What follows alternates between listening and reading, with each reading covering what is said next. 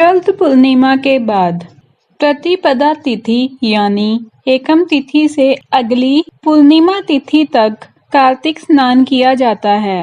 कार्तिक स्नान में स्नान करने वाले लोग सवेरे जल्दी स्नान करके मंदिर में पूजा करते हैं और कार्तिक मास की कहानी सुनते हैं। कार्तिक मास की कहानी इस प्रकार है। एक समय की बात है, एक बूढ़े बाबा थे। उन बूढ़े बाबा की दो बहुएं थीं। ससुर जी का काम दोनों बहुएं करती थीं। उस दौरान जब कार्तिक मास आया तो ससुर जी कहने लगे कि मैं कार्तिक स्नान करना चाहता हूँ।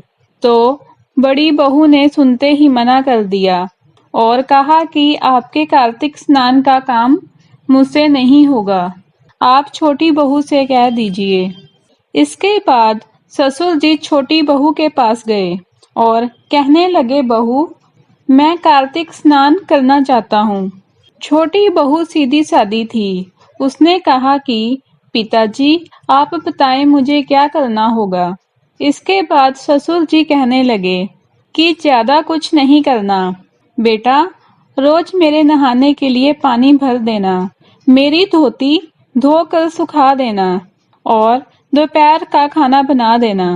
अब छोटी बहू रोज सुबह 5 बजे उठकर कुएं से पानी भर कर रख देती, जिससे ससुर जी स्नान कर लेते और बहू उनकी धोती धोकर सुखा देती और दोपहर में ससुर जी को गरम गरम रोटी बनाकर खिला देती। जब छोटी बहू ससुर जी की धोती धोकर सुखाती तो उसमें से गिरने वाली पानी की बूंदें मोती बनकर इकट्ठी हो जाती। पर छोटी बहू इतनी नादान थी कि समझ नहीं पाती थी और रोज सुबह झाड़ू मारकर आंगन में एक तरफ मोती का ढेर लगा देती और इसी तरह से एक माह निकल गया और कार्तिक माह समाप्त होने को आया। तो ससुर जी ने कहा कि मैं कार्तिक समाप्त होने से पहले 2-4 ब्राह्मणों को भोजन कराना चाहता हूँ। छोटी बहू बोली, पिताजी, मैं खाना बना देती हूँ और फिर आपको खेत से बुला लाऊंगी। बहू खाना बनाकर ससुर जी को खेत से बुला लाती है और कहती है कि पिताजी, मैंने खाना बना दिया है, आप चलकर ब्राह्मणों को खाना खिला दें और मैं खेत की रखवाली कर लेती हूँ।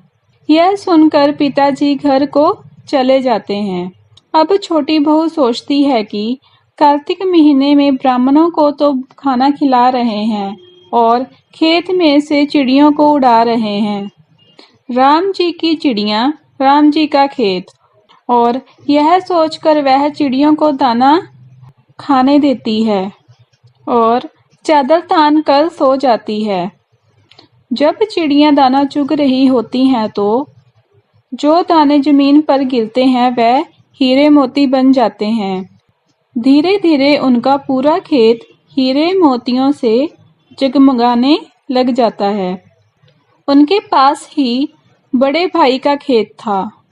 वह भी देखता है कि छोटे भाई का खेत हीरे मोतियों से जगमगा रहा है। बड़े भाई से रहा नहीं जाता।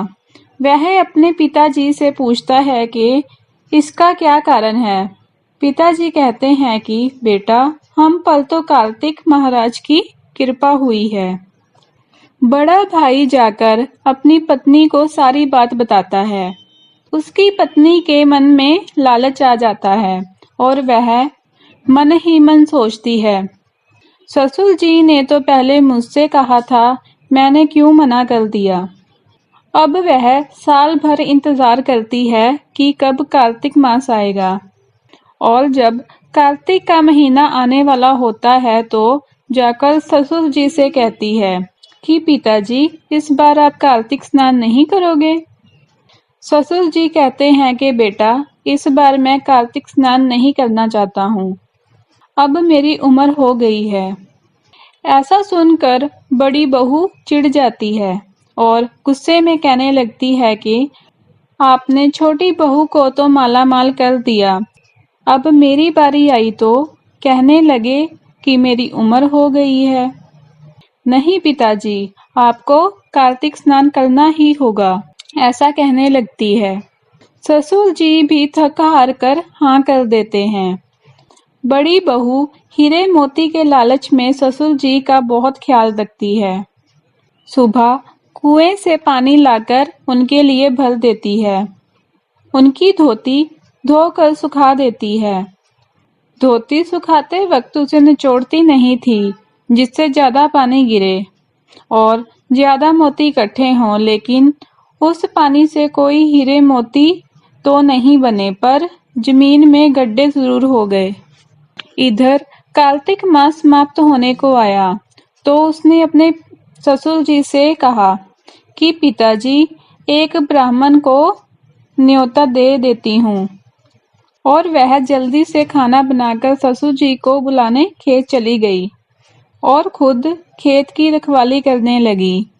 खेत में कोई भी चिड़िया दाना चुगने आती तो वह उसे भगा कर कहती कि कोई भी चिड़िया एक भी दाना मत खाओ, अब यह सब मेरे हीरे मोती बनने वाले हैं।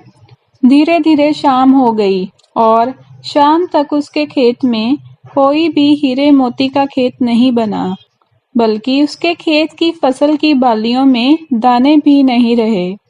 तो वह ससुर जी के पास लड़ने पहुंची।